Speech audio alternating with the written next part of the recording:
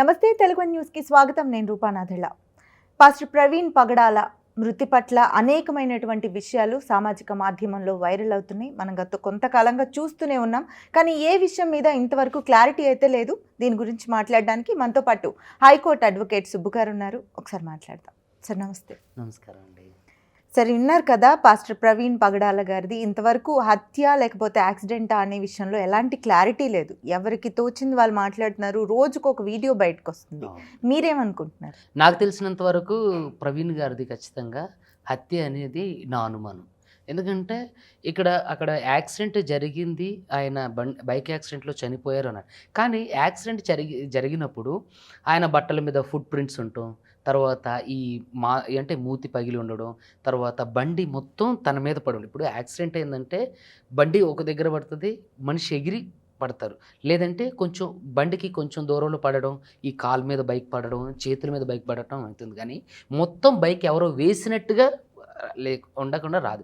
ఇంకోటి ఏంటంటే అక్కడ చుట్టుపక్కల రక్తంతో అంటినటువంటి కర్రలు ఉన్నాయి. ఇది రక్తం అంటిన కర్రలు ఉన్నాయి. తర్వాత ఆ బైక్ మీద అంతా కూడా బాగా రక్తం చింది ఉంది, రక్తం కారిపోయి ఉంది, చింది ఉంది అన్నట్టు. అయితే యాక్సిడెంట్ జరిగినప్పుడు సాధారణంగా యూజువల్గా ఒక వ్యక్తి ఇలా బైక్ మీద వెళ్తున్నప్పుడు మేము అడ్వకేట్గా కేసుల్లో చూసేది ఇదే. యూజువల్గా వెళ్ళేటప్పుడు వ్యక్తి యాక్సిడెంట్ అయి దేన్ని గుద్దుకున్నప్పుడు స్ప్రింగ్ యాక్షన్ అంటే తను ఇలా ఎగిరి ముందుకు పడడం జరుగుతుంది. లేదంటే తను దాన్ని బ్యాలెన్స్ చేయలేకపోతే ఇలా వెళ్ళిన బండి ఇలా పడుతుంది. ఇలా పడినప్పుడు కాలు మీదో లేదంటే ఐదర్ చేతుల మీదో ఈ వెహికల్ అనేది పడాలి. మొత్తం పూర్తి బాడీ మీద ఎవరు వేసినట్టుగా ఈ వెహికల్ ఉంది. తర్వాత ఆయన ఈ మూతి ఇలా పగిలింది, తల మీద రకరకాలుగా గాయాలు, బలమైన గాయాలున్నాయి, ఒంటి మీద గాయాలున్నాయి, ఫుట్ ప్రింట్స్ ఉన్నాయి. ఆయన ఇప్పుడు ఎక్కడైనా మనిషి ఇట్లా వెళ్ళినప్పుడు ఇట్లా కొట్టుకుపోతాయి చేతులు. సాధారణంగా ఈ బండి మీద నుంచి కొట్టుకుపోయినప్పుడు ఇక్కడ రాక్కొని పోవడం, ఇలా కొట్టుకొని పోవడం జరుగుతుంది. అలాంటివి ఏమి కూడా అక్కడ జరగలేదు. అయితే రోజుకొక వీడియో, పలానా దగ్గర అయిన టోల్ గేట్ దగ్గర ఆగారని, పలానా టోల్ గేట్ దగ్గర కూర్చున్నారని, పలానా వైన్ షాప్ దగ్గర మందు కొన్నారని, పలానా దగ్గర 3 గంటలు కూర్చున్నారని, ఇలా రకరకాలు. ఇంకొక రోజుకి ఒక కొత్త వీడియో ఉంది. ఈ రోజు ఒక కొత్త వీడియో వచ్చింది. అక్కడ వైన్ షాపులో కొనే వ్యక్తి ఎవరైతే ఉన్నారో అతను వైన్ అంటే మందు కొనేటప్పుడు తనకి దట్టమైనటువంటి అంటే ఇలా పట్టేసి ఉన్నటువంటి ఒక టీ షర్ట్ ఉంది. కానీ పాస్టర్ ప్రవీణ్ పగడాల గారు చూసినట్లయితే నార్మల్ టీ షర్ట్, అది ఇలా వేసుకున్నటువంటి నార్మల్ ఉన్నటువంటి హ్యాండ్స్ దగ్గర చాలా వరకు ఏంటంటే ఇట్లా దట్టిలాగా ఉంటుంది అన్నట్టు, పట్టేసి లబ్బర్తో గట్టి, అంటే మన స్ట్రెచబుల్ది. సో అలా ఉండేది. ఫింగర్ కి పెట్టేసి లేదండి, ఇలా టీ షర్ట్కి ఇలా ఇలా బలమైన ఒక దట్టి పట్టుకున్నట్టు మనం నైట్ ప్యాంట్లు వేసుకున్నప్పుడు కూడా అలా. సో కానీ పాస్టర్ ప్రవీణ్ పగడాల గారు వేసుకున్నది నార్మల్ టీ షర్ట్, దానికి ఎక్కడ కూడా దట్టి లేదు. సో అదొకటి అనుమానాస్పదం. ఆయన కొనేటప్పుడు దట్టి ఉన్నది, ఈయన చనిపోయినప్పుడు రియల్గా చనిపోయినప్పుడు చూస్తే నార్మల్గా ఉంది. సో ఇదంతా ఏంటంటే ఒక క్రియేటెడ్ స్టోరీ లాగా అనిపిస్తుంది. ఇదంతా ఒక ప్రీ ప్లాన్డ్, అంటే బ్రూటల్లీ మర్డర్. ఇది ఖచ్చితంగా ప్రీ ప్లాన్డ్ మర్డర్ కావాలని. పోస్ట్ మార్టం రిపోర్ట్ ఇంతవరకు కూడా అంటే కూటమి ప్రభుత్వం ఇంతవరకు కూడా ప్రకటించలేదు. అదే విధంగా ఆయన చనిపోయిన రోజే ఈ కేసుని విచారణ చేసి క్లోజ్ చేయాలని చెప్పి మేము మాట్లాడడం. అదేవిధంగా అసలు ఒకటే చూడండి, భారతదేశం సెక్యులర్ కంట్రీ, కానీ ఇక్కడ ఈ సెక్యులర్ అనే పదానికి విలువ లేకుండా జరుగుతుంది. మనం భారతదేశంలో ఉన్నామా లేదంటే ఎక్కడన్నా అడవి మనుషుల మధ్య ఉన్నామా అన్న అనుమానం కలుగుతుంది. ఏంటంటే చూసినట్లయితే నాట్ ఓన్లీ ప్రవీణ్ పగడాల గారు, ఎంతోమంది ఇప్పుడు క్రిస్టియన్స్ మీద దాడులు జరుగుతున్నాయి, ముస్లిమ్స్ మీద దాడులు జరుగుతున్నాయి, క్రైస్తవ మత పెద్దల మీద దాడులు జరుగుతున్నాయి, ముస్లిం మత పెద్దల మీద దాడులు జరుగుతున్నాయి. అంటే ఇక్కడ ఏంటంటే భిన్నత్వంలో ఏకత్వం కలిగిన భారతదేశంలో రకరకాల భాషలు, రకరకాల సంస్కృతులు, రకరకాల ఆచార వ్యవహారాలు ఇలాంటివి ఉన్నటువంటి ఈ మన భారతదేశంలో ఇక్కడ మత ప్రాతిపాదికన దాడులు జరగడం అనేది నిజంగా బాధాకరం, విచారకరం. ఏంటంటే ఒక పాస్టర్ ప్రవీణ్ పగడాల గారు, ఆయన పాస్టరే కాదు, ఆయన ఒక లైఫ్ కోచ్. ఆయన ఎంతోమంది ఆర్ఫన్ను ఆదరిస్తాడు. ఆయనకి 2 సాఫ్ట్వేర్ కంపెనీలు ఉండడం జరిగింది. ఎన్నో స్పీచెస్ ఇవ్వడం, లైఫ్ కోచ్ లాగా ఎంతోమందిని ట్రైన్ చేయడం, ఎంతోమందికి విజ్ఞానాన్ని బోధించడం. అంటే మత గురువు కంటే కూడా ఆయన చాలా పాత్రలు పోషించారు. ఆయన ఒక నిజమైన ఉన్నతమైన వ్యక్తిత్వం ఉన్న వ్యక్తి చేయగలిగినటువంటి సమాజ సేవలు ఏవైతే ఉన్నాయో అవన్నీ ఆయన చేశారు. ఇప్పుడు మతం అనేది ఒక వ్యసనంగా వ్యక్తికి మారకూడదు. ఇప్పుడు నేను ఒక మతాన్ని గురించి కించపరిచే విధంగా మాట్లాడకూడదు. అదేవిధంగా ఒక మతంలో ఉన్న లోటుపాట్లు ఖచ్చితంగా నేను మాట్లాడాలి.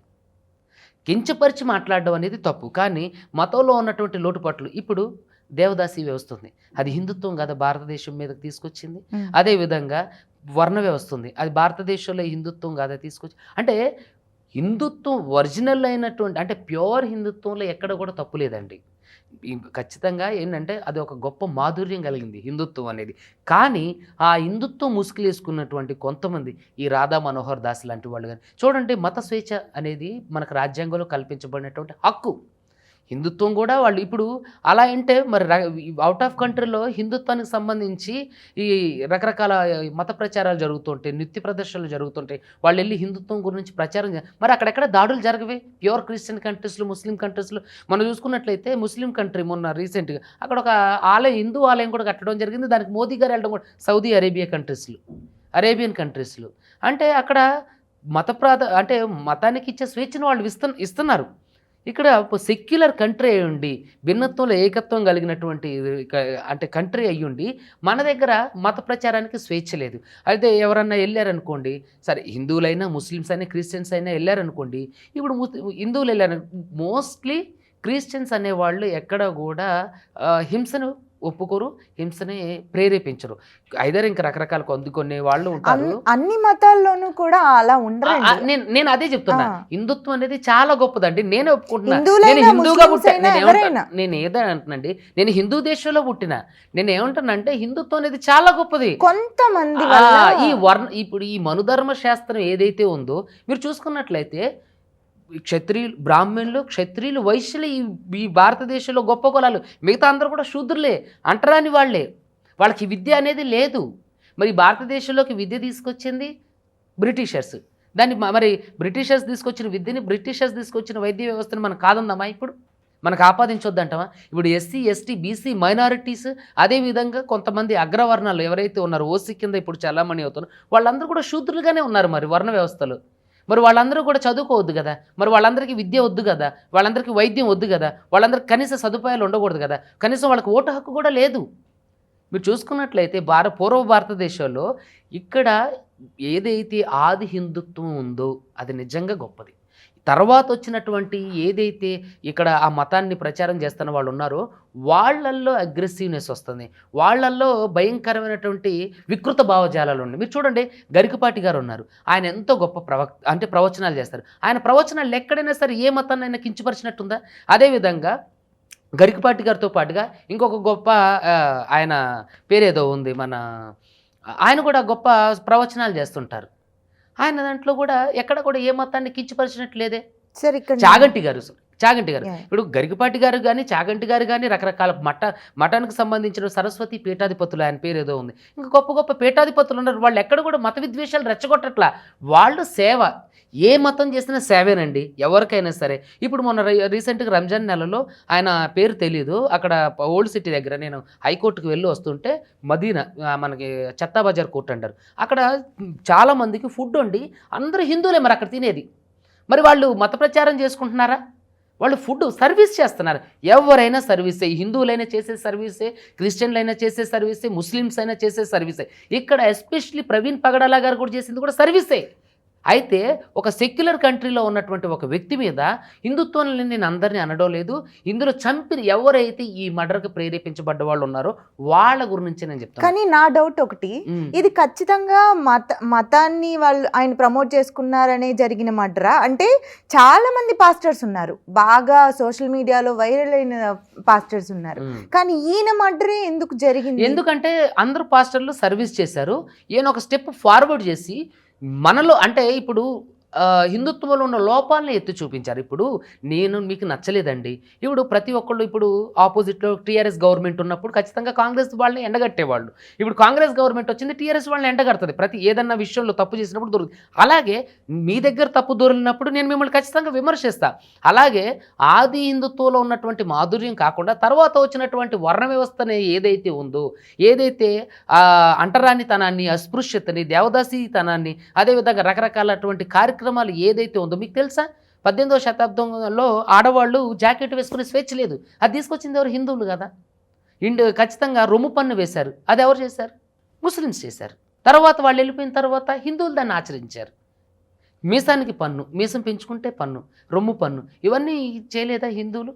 ఇవన్నీ ఏంటంటే ఇక్కడ వాళ్ళు పాలించాలి, వీళ్ళు వాళ్ళ పాలనలో మగ్గిపోవాలి, బానిసలుగా ఉండాలి.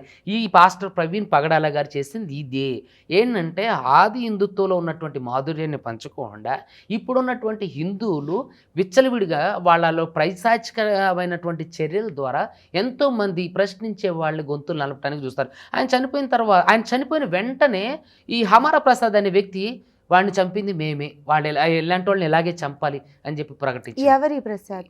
మీకు తెలియదు, హమారా ప్రసాద్ అనే వ్యక్తి దళితుడిగా పుట్టి దళితుడిగా అనే అతను చెప్పుకుంటుండో ఈ ఈ క్రిస్టియనిటీ మీద, హిందువుల మీద ఇలాంటి విషపూరితమైనటువంటి మాటలు మాట్లాడుతుంటారు. తర్వాత ఇంకొక ఆయన ఉండు, శివ శక్తికి సంబంధించిన సమ్మేదం, ఈ రాధా మనోహర్ దాస్ ఉండు, రకరకాలుగా ఈరోజు మత స్వేచ్ఛ కలిగించినటువంటి భారతదేశంలో రాజ్యాంగపరమైనటువంటి మత స్వాతంత్రపు హక్కుని, మత ప్రచార హక్కుని ఎక్కడికన్నా విలేజ్లలోకి వెళ్ళి ఎవరన్నా, మీరు రీసెంట్గా చూసుకున్నట్లయితే ఒక చౌరస్తా దగ్గర ఒక క్రిస్టియన్ వెహికల్ ఆగి వాళ్ళు వాక్యం చదువుతున్నారు. అంటే యేసుక్రీస్తే నిజమైన దేవుడు, ఆయన లోకాన్ని రక్షించడానికి, పాపులను రక్షించడానికి వచ్చిన చెప్తున్నారు అంతే. వాళ్ళు ఎవరికి మతాన్ని ఎవరి దగ్గరికి వెళ్ళి పాంప్లెంట్లు ఇవ్వట్లా. చూడండి, ఒక వ్యక్తిని ఎవరో కూడా బలవంతంగా మతాన్ని మార్చరు. ఈరోజు క్రిస్టియానిటీ ప్రాబల్యం పొందడానికి మెయిన్ కారణం అస్పృశ్యత, అంటరానితనం, విద్యను నిషేధించడం. తెలుసా మీకు, మనుధర్మ శాస్త్ర ప్రకారం ఎవరైనా సరే అంటే శూద్రులు, అంటే శూద్రులలో ఎస్సీ ఎస్టీలే లేరండి, బీసీలు ఉన్నారు, ఎస్టీ, ఇప్పుడు ఓసీలుగా చలామణి అవుతున్న కమ్మ, కాపు, రెడ్డి వీళ్ళందరూ కూడా శూద్రులే మీరు చూసుకున్నట్లయితే. సో వీళ్ళందరికీ కూడా విద్యను అందించింది వాళ్ళే, చేయూతనిచ్చింది వాళ్ళే, వైద్యాన్ని అందించింది వాళ్ళే. సో ఈ విషయాల గురించి ప్రవీణ్ పగడాల గారు స్పష్టంగా తేటతెల్లంగా అనేక అంటే మీడియా వేదికలుగా మాట్లాడారు. సో ఆ విషయాన్ని జీర్ణించుకోలేని అంటే అందరూ కాదు, కొంతమంది, ఈ రాధా మనోహర్ దాస్ లాంటి, తర్వాత ఈ హమారా ప్రసాద్, తర్వాత లలిత తనేదో ఉంది శివశక్తికి ఎప్పుడు గొర్రెపేడ్లు అని ఏదో బైబిల్ గురించి మాట్లాడుతుంటాడు. అయితే ఇక్కడ మతాన్ని మతంగా ప్రచారం చేసుకునే హక్కు భారతదేశంలో లేకోకుండా మతం పేరుతో హత్యలు చేసే స్థాయికి ఇక్కడ అంటే కొంతమంది హిందూ ముసుగు వేసుకున్నటువంటి తీవ్రవాదులు, నేను హిందువులు అంటున్నా, హిందూ ముసుగు వేసుకున్నటువంటి తీవ్రవాదులు ఇలాంటి దుశ్చర్యలకు పాల్పడుతున్నారు. ఈరోజు తెలుగు 2 రాష్ట్రాల్లో ఉవ్వెత్తున వేసి ఒక సీఎంకి కూడా చనిపోయినప్పుడు అంత పోలీస్ బందోబస్తు, అంత జనం బందోబస్తు ఉండదు. ఎంతమంది లక్షల మంది చేరుకున్నారు, ఎంతోమంది క్రైస్తవులు, ముస్లింలు, అదేవిధంగా హిందూ సోదరులు, నిజమైన హిందూ సోదరులు కూడా వాళ్ళకి తోడుగా ఉన్నారు. అంటే ప్రశ్నిస్తే చంపేస్తారా? ప్రశ్నించడం తప్ప? ఇందులో ఉన్న లోపాలని, ఏదైతే వర్ణ వ్యవస్థలో ఉన్నటువంటి లోపాలను ఎత్తి చూపించితే తప్ప? అనేక మంది అంటే మానవతావాదులంతా ఏకమై చేస్తున్నారు. నిజంగా ప్రవీణ్ పగడాల గారిది ముమ్మాటికి హత్య. ఇంతకు ముందు యాజ్ ఎ హైకోర్టు అడ్వకేట్ గా మీరు ఇలాంటి కేసులు ఎప్పుడన్నా? నేను ఇంతవరకు చూడలేదండి.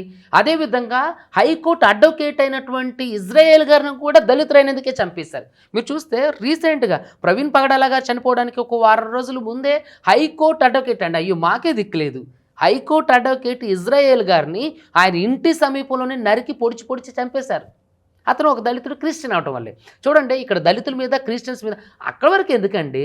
మీరు బోనాలు ఎత్తుకొని, మేడ్చల్లో జరిగింది, మేడ్చల్ మనకి ఎంత దూరం, ఈ హైదరాబాద్ పక్కకి మేడ్చల్, దళిత మహిళలు, గిరిజన మహిళలు బోనం తీసుకొని వస్తే వాళ్ళు ఇప్పుడు ఎవరైతే ఉన్నారో అగ్రవర్ణాలు, మేము బోనం పెట్టేంత వరకు మీరు గిరిజనులు, దళితులు బోనం సమర్పించడానికి వీలేదని గంట నిల్చోబెట్టారు. అక్కడ వరకు ఎందుకు? కర్ణాటకలో ఒక దళితులు ఆలయంలోకి వెళ్ళారని చెప్పి ఆలయం మైలు పడిపోయిందని చెప్పి అక్కడ వాళ్ళందరినీ కొట్టి గెంటేసేశారు. అది సెంట్రల్ ఇష్యూ అయిన తర్వాత మళ్ళీ ఆ ఆలయంలోకి దళితులు తీసుకొచ్చారు. అక్కడి వరకు ఎందుకండి? ఇక్కడ మన ఈ గౌతోజిగూడ అనే ఒక ఊర్లో దళిత అబ్బాయి, తను గోల్డ్ మెడలిస్ట్, తను డప్పు కొట్టలేదని ఊరు నుంచి బహిష్కరించారు. ఇక్కడ ఆ రామాలయం మా ఖమ్మం జిల్లాలో జరిగింది. రామాలయంలోకి దళితులు వెళ్ళారని చెప్పేసి మా రాముడు మైలు పడిపోయిందని చెప్పి వాళ్ళని కొట్టి దారుణంగా చావు బ్రతుకుల మధ్య వాళ్ళు హాస్పిటల్లో ట్రీట్మెంట్ తీసుకోరు. ఇలాంటి కోకొలలు ఇప్పటికీ కూడా. మరి మీలో ఉన్నది ఆత్మ అయినప్పుడు, సృష్టించింది పరమాత్మ అయినప్పుడు, ఆ పరమాత్మకి నువ్వు దళితుడివి, నువ్వు క్రిస్టియన్వి, నువ్వు అస్పృశ్యుడివి, నువ్వు పెద్ద అప్పర్ క్యాస్టోడు అని చెప్పి నిర్ణయిస్తారా? అలా నిర్ణయించినోడు దేవుడు ఎలా అవుతారు? ఇదే డాక్టర్ అంటే ప్రవీణ్ పగడాల పాస్టర్ గారు చేసింది ఇదే. దేవుడు అనేవాడు నిన్ను నన్ను సృష్టించింది నిజమైనప్పుడు, మరి నీకొక కులం, నాకొక కులం, నీకొక పద్ధతి, నాకొక పద్ధతి, నువ్వు హైయర్ స్టేజ్లో ఉండాలి, నువ్వు లో స్టేజ్లో ఉండాలి, నువ్వు పాలించేవాడిగా ఉండాలి, నువ్వు బానిసలా ఉండాలని చెప్పి చేస్తారా? అలాంటి వాడు దేవుడు అవుతారా అనే ఇదే ప్రశ్నించిండు.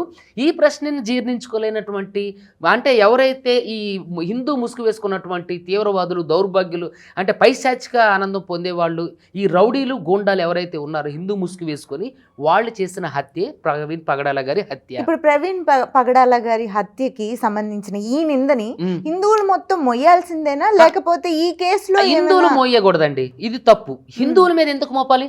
నిజమైన హిందూ ఎవరు కూడా ఇది చేయలేదు. అదర్ కులాల వాళ్ళు, దీన్ని హిందువుల మీదకి నెట్టడం సబబు కాదండి.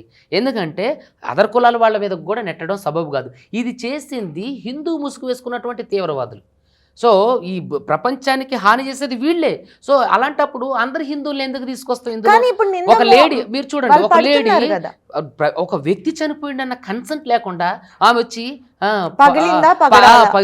పగడాల పగిలిందా, ముత్యాలు ఎంత పైసాచుకోండి. ఆమె ఒక ఆడది, ఒక మాతృత్వం కలిగిన స్త్రీ, భూదేవంత ఓర్పు ఉండాల్సిన ఒక ఆవిడ వచ్చేసి అంటే అది అంటే మత దురహంకారంతో ఎంత పైశాచికంగా సిగ్గు, లజ్జ, మానం, మర్యాద అని ఒక వ్యక్తి, చనిపోయిన వ్యక్తి మీద కామెంట్ చేస్తుంది, ఒక స్త్రీ అయ్యింది. ఇంకొక అబ్బాయి బాగా వైరల్ అయింది, మేము అట్లే చేస్తాం, మేము అందరినీ చంపేస్తాం, క్షమాపణ ఎప్పుడు?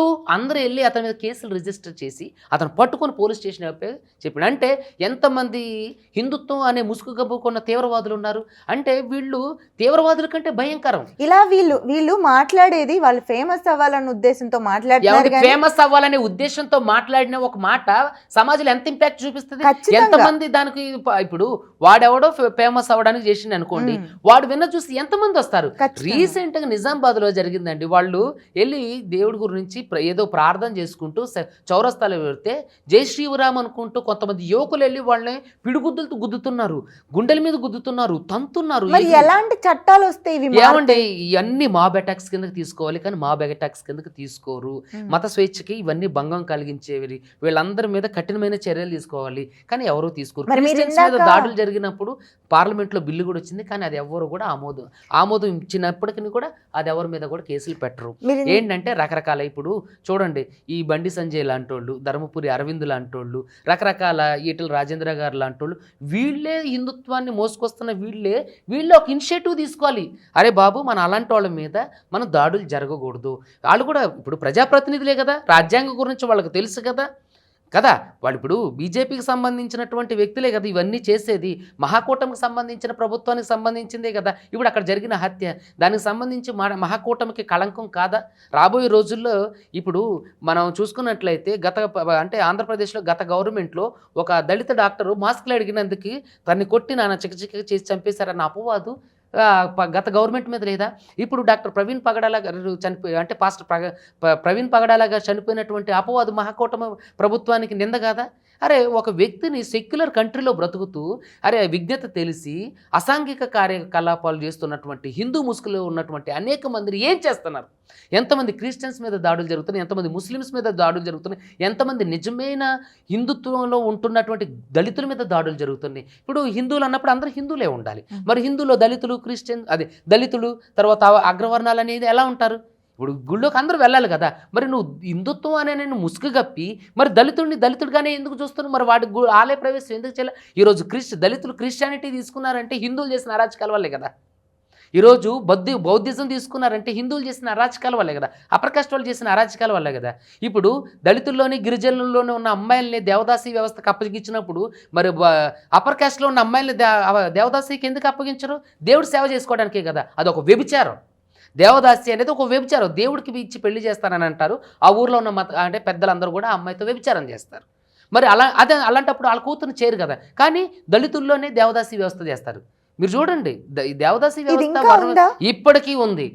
ఎస్పెషల్లీ తెలంగాణలోనే ఉంది. ఇప్పటికీ దేవదాసి వ్యవస్థ ఉంది. ఎన్నో చోట్ల దాన్ని రూపు మాపినప్పటికీ కూడా ఎన్నో దగ్గర దేవదాసులుగా చేస్తున్నారు. మరి వీటికి ఏం చట్టాలన్నిటికీ ఉన్నాయండి, కానీ వాటి దగ్గరకు వచ్చినప్పుడు మాత్రమే అవి చేస్తాయి. అవి బయటకు రానంత వరకు అవి గుట్టుచప్పుడు కాకుండా జరుగుతున్నాయి. ఇంకా క్యాస్ట్ ఫీలింగ్ ఆంధ్రాలో బాగుంటుంది. మీరెళ్ళి చూడండి, ఎవరన్నా మంచినీళ్ళు అడిగామనుకో, మంచినీళ్ళు బాబు మీరేమిట్లు అలా మేము అడగమండి, మాది ఆంధ్ర. ఏమండి నాది కూడా ఆంధ్రానేనండి, మా అమ్మగారిది ఆంధ్ర, మా మేనమామలది ఆంధ్ర. ఏమండి పర్సనల్లీ ఎక్స్పీరియన్స్డ్. నేను అమలాపురం సినిమా షూటింగ్కి వెళ్ళాను. కొంతమంది వల్ల మీరు మొత్తం ఆంధ్ర వాళ్ళు అని అనకూడదు కదా. చూడండి, I have so many friends in Andhra. నాకు చాలామంది ఫ్రెండ్స్ ఉన్నారు. కానీ నేను అమలాపురం షూటింగ్కి వెళ్ళా. అమలాపురం షూటింగ్కి వెళ్తే అక్కడ ఒక అమలాపురంలో ఆ ఊరి పేరు నాకు గుర్తు రావట్లేదు. ఆ ఊరు అమలాపురం పక్కనే. అక్కడ షూటింగ్ జరుగుతుంది. అక్కడ నేను వెళ్ళి పక్కన షూటింగ్ జరుగుతుంది చూడడానికి వచ్చారు. సెట్ బాయ్లు వాటర్ తీసుకురాలేదు. నేను అమ్మ కొన్ని మంచినీళ్ళు ఏంటంటే తీసుకొచ్చి ఇచ్చినప్పుడు, బాబు మీరేమిట్లు అన్నది. మామూలుగా అడిగారేమో. అంటే మంచినీళ్ళు ఇచ్చింది తాగిన తర్వాత అడగాలి కదా. అసలు అది అడగాల్సిన ప్రశ్న ఏముట్లని. అరే ఆమెను సృష్టించింది దేవుడు, నన్ను సృష్టించింది దేవుడు. దేవుడు సృష్టించిన మనిషికి ఎవరండి కులాలు పెట్టింది, ఎవరండి వర్ణ వ్యవస్థ పెట్టింది, ఎవరండి దేవదాసి వ్యవస్థ. అసలు మిమ్మల్ని నేను అజమాయిషీ చేయడానికి నేను ఎవరిని? మరి అలాంటప్పుడు శూద్రులుగా చేసిన వాళ్ళ మీద అజమాయిషీ చేయడానికి వీళ్ళు ఎవరు? ఇప్పుడు తల నుంచి కులాలు మతాలు అనేవి గవర్నమెంట్ లోను ఉన్నాయి. మీరు ఈ కాస్ట్ ఇది అనేది ఉంది. తక్కువ చేస్తే తప్పు, పేరెత్తితే తప్పు. దాన్నే ప్రవీణ్ పగడాల గారు సూటిగా ప్రశ్నించారు. దాన్నే ఆ లోపాలని సూటిగా ప్రశ్నించారు. దాన్ని జీర్ణించుకోలేనటువంటి హిందూ ముసుగు కప్పుకున్నటువంటి తీవ్రవాదులు, భయంకరమైనటువంటి భావజాలం కలిగినటువంటి వాళ్ళు, సమాజానికి చేటు చేసేవాళ్ళు తీవ్రవాదులు. ఇంకా తీవ్రవాదులు అనేది వీళ్ళకి ఇంకా చాలా తక్కువ పదమే. సో ఇలాంటి వాళ్ళే ప్రవీణ్ పగడాల, పాస్టర్ ప్రవీణ్ పగడాల గారిని చంపారు. మరి ఆయనకి ఏ విధమైన న్యాయం జరుగుద్ది? ఖచ్చితంగా న్యాయం జరగాలండి. ఖచ్చితంగా ఏదైతే సెక్యులర్ అనే పదం ఉందో మనకు ప్రియాంబుల్లోనే ఉంటుందండి. రాజ్యాంగాన్ని ఓపెన్ చేయడానికి ఫస్ట్ పీఠికలోనే ఉంటుంది. భారత ప్రజలమైన మేము భారతదేశాన్ని లౌకిక గణతంత్ర సర్వసత్తాక లౌకిక గణతంత్ర రాజ్యాంగం అని ప్రియాంబుల్లోనే ఉంటుంది. సో అలాంటి ప్రియాంబుల్లో ఉన్నటువంటి లౌకికవాదానికే ఈరోజు దిక్కు లేదు. ఈరోజు మతాలకి మీద విద్వేషాలు రెచ్చగొడుతున్నారు, ఎంతో మంది మీద దాడులు చేస్తున్నారు, ఎంతో మందిని కొడుతున్నారు. అరే మత ప్రచారం అనేది రాజ్యాంగం కల్పించిన హక్కు. ఎవరు కూడా మతంలోకి అక్రమంగా తీసుకొచ్చి మార్చరు. ఒక వ్యక్తి సాధారణంగా వచ్చి తన మతం మార్చుకోడండి. మతం మార్చుకుంటే తనకి లక్షల కోట్లు డబ్బులు, కనీసం ఒక 10 రూపాయలు కూడా ఎవరు, వ్యక్తిగత విషయం, వ్యక్తిగత స్వేచ్ఛ. సో అలాంటప్పుడు మతాలు మార్చేస్తున్నారు. హిందుత్వం గొప్పది, హిందుత్వం వాస్తవానికి నేను ఒప్పుకున్నాను, హిందుత్వం గొప్పది. కానీ హిందుత్వం ముసుగు కప్పుకొని మీరు తీవ్రవాదులు. ఈ మన పాస్టర్ ప్రవీణ్ పగడాల గారిని చంపిన వాళ్ళు తీవ్రవాదులు వాళ్ళే. మీరు ఇందాక భారతదేశం సెక్యులర్ కంట్రీ అన్నారు, మరి అది ఉందా ఇప్పుడు? లేదండి. బీజేపీ గవర్నమెంట్ వచ్చిన తర్వాత భారతదేశంలో సెక్యులర్ అనే పదాన్ని తీసేయటం కోసం ఎంతో శ్రమిస్తున్నారు. భారతదేశంలో ఇంతకు ముందున్న గవర్నమెంట్లో ఎక్కడ కూడా మత కల్లోహాలు జరగలేదు, గ్రూప్ మర్డర్లు జరగలేదు, రాజకీయ ప్రత్యర్థుల మీద కేసులు పెట్టడాలు జరగలేదు. బీజేపీ గవర్నమెంట్ వచ్చిన తర్వాత నుంచి భారతదేశంలో సెక్యులర్ అనే పదం ప్రమాదంలో పడింది. అనేక రకాలైనటువంటి మత గొడవలకు, మత విద్వేషాలు రెచ్చగొట్టడానికి చూస్తున్నారు. మీరు చూడండి, చావా సినిమా చూసిన తర్వాత అతను ఔరంగజేబు సమాధిని గోల్చడానికి వెళ్తాను. ఇది ఎంతవరకు సమంజసం? అంటే చావా సినిమా ఇప్పుడు ఆయన తప్పు చేసింది కాబట్టి చరిత్ర ఔరంగజేబుని తప్పు చేసిన వాడిగా చూపిస్తుంది. మరి మీరు చేయడం వల్ల మిమ్మల్ని కూడా చరిత్ర తప్పు చేసిన వాళ్ళుగా, చరిత్రహీనులుగానే చూస్తుంది కదా. సో దయచేసి మతాల మీద జరిగే గొడవలు కానివ్వండి, ఒక గ్రూప్ ఆఫ్ పీపుల్ మీద జరిగే గొడవలు కానివ్వండి, దయచేసి ఆపండి. మత ప్రచారం అనేది రాజ్యాంగ స్వేచ్ఛ. ఒక వ్యక్తిని ఎవరో కూడా బలవంతంగా మతాన్ని మార్చరు. వాళ్ళకి నచ్చిన మతాన్ని స్వీకరించే హక్కు వాళ్ళకు ఉంది. అదేవిధంగా మతాన్ని ప్రచారం చేసుకుని హిందువులకు ఉంది, ముస్లిమ్స్కి ఉంది, క్రిస్టియన్స్కి ఉంది, బౌద్ధులకు ఉంది, జైనులకు ఉంది, అందరికీ ఉంది. సో దయచేసి మతాల మీద జరుగుతున్నటువంటి ఈ హత్యాకాండని ఖచ్చితంగా రూపుమాపాల్సిందే. దీనికి కఠిన చట్టాలు తీసుకురావాల్సిందే. పాస్టర్ ప్రవీణ్ పగడాల గారిది ముమ్మాటికి హత్యే. దాని మీద ఉన్నత స్థాయి కమిటీ విచారణ జరిగించి వెంటనే పోస్ట్ మార్టం రిపోర్ట్ తీసుకొచ్చి ఇలాంటివి పునరావృతం కాకుండా ఏ మత పెద్ద మీద అయినా సరే, అది హిందూ మత పెద్దలైనా సరే, ముస్లిం మత పెద్దలైనా సరే, క్రిస్టియన్ మత పెద్దల మీద అయినా సరే, ఇలాంటి మర్డర్లు జరగకోకుండా ఖచ్చితంగా ప్రభుత్వం అనేది ఒక కఠిన చట్టం తీసుకురావాల్సిందే. దాన్ని కఠినంగా అమలు చేయాల్సిందే. కూటమి ప్రభుత్వం ప్రవీణ్ పగడాల గారి హత్యని ఖచ్చితంగా మీరు ఐడెంటిఫై చేసి ఎవరైతే ఈ నిందితులు ఉన్నారో వాళ్ళకి కఠిన శిక్షలు పడాలి. అది ఇంకొకళ్ళకి కనువిప్పు కావాలి. ఇంకొకటి భవిష్యత్తులో ఇలాంటి మరొక ప్రవీణ్ పగడాల గారుగా ఇంకొక వ్యక్తి ఇలా చనిపోకోకుండా, ఎస్పెషల్లీ క్రిస్టియన్స్ మీద, ముస్లిం మైనారిటీల మీద జరుగుతున్న దాడుల మీద ప్రభుత్వం దృష్టి కేటాయించి వీళ్ళకి తగిన భద్రత కల్పించాలి. ప్రవీణ్ పగడాల గారి కుటుంబానికి కూడా భద్రత కల్పించాలి. Right sir. ప్రవీణ్ పగడాల గారికి న్యాయం జరగాలని కోరుకుందాం. నమస్తే.